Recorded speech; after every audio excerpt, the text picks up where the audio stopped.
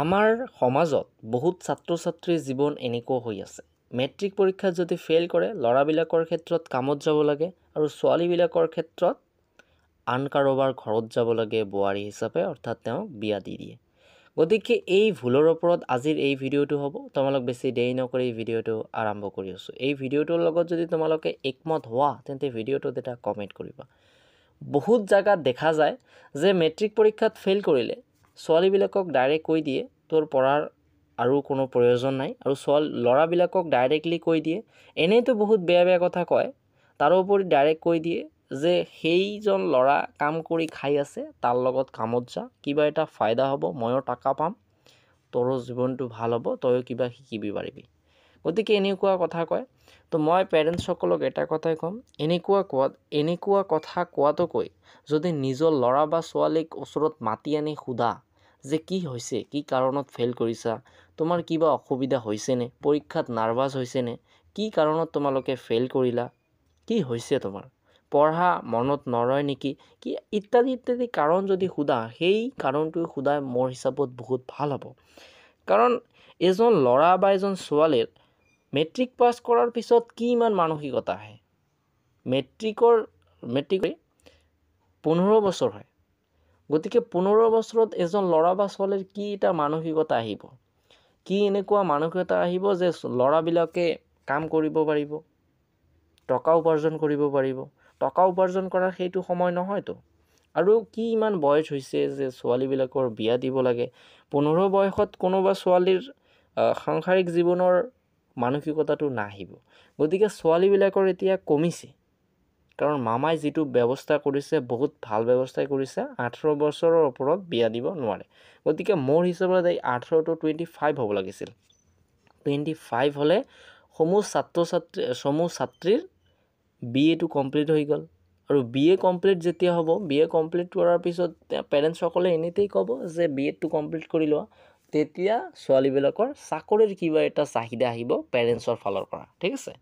গতিকে মামাই এই ব্যৱস্থাটো কিয় নকৰিল নাজানো, যদিও 18 বছৰটো কৰিছে, বহুত ভালেই কৰিছে, ঠিক আছে।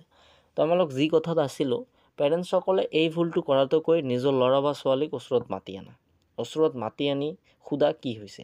আৰু মই তোমালোকক এটা কথাই ক'ম, এই কথাটো মই পেৰেণ্টছক কৈ আছোঁ যে তোমালোকে নিজে নিজৰ ল'ৰা বা ছোৱালীক ছাপোৰ্ট নকৰে, বেলেগ মানুহ কেনেকৈ কৰিব।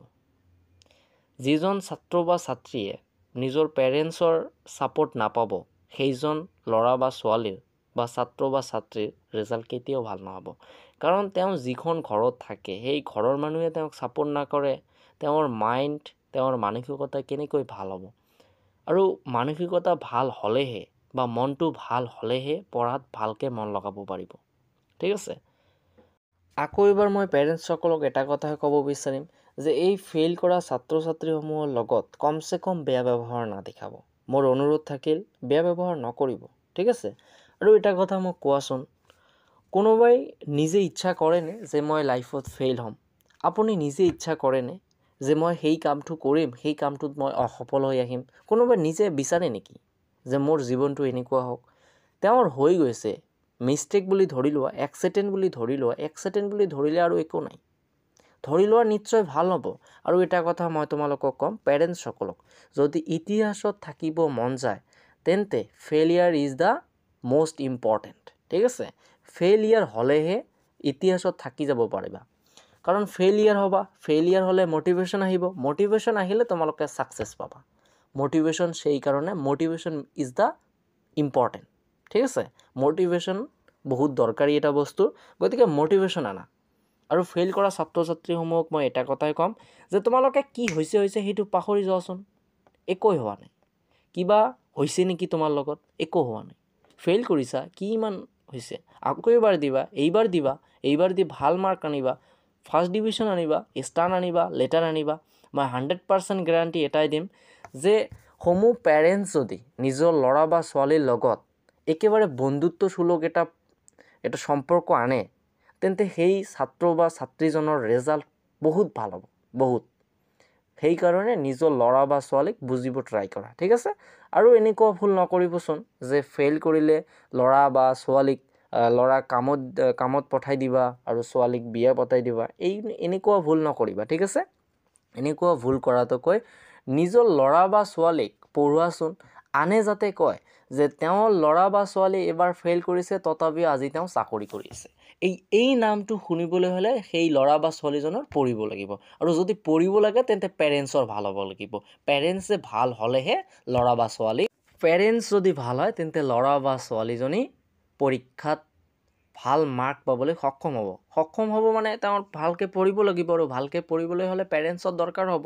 সেইকাৰণে মই তোমালোকক আকৌ এবাৰ ক'ম, পেৰেণ্টছসকলক এটা কথাই ক'ম, আপোনালোকে আপোনাৰ ল'ৰা বা ছোৱালীক ওচৰত মাতি আনা আৰু একেবাৰে হাতত ধৰি নিজৰ হাতত ৰাখি কোৱা যে দেখা কি হৈছে সেইটো পাহৰি যোৱা, এতিয়া আৰু ভালকৈ পঢ়া, মই তোমাৰ লগত আছোঁ, একেবাৰে মই তোমাৰ লগত ভালকৈ আছোঁ।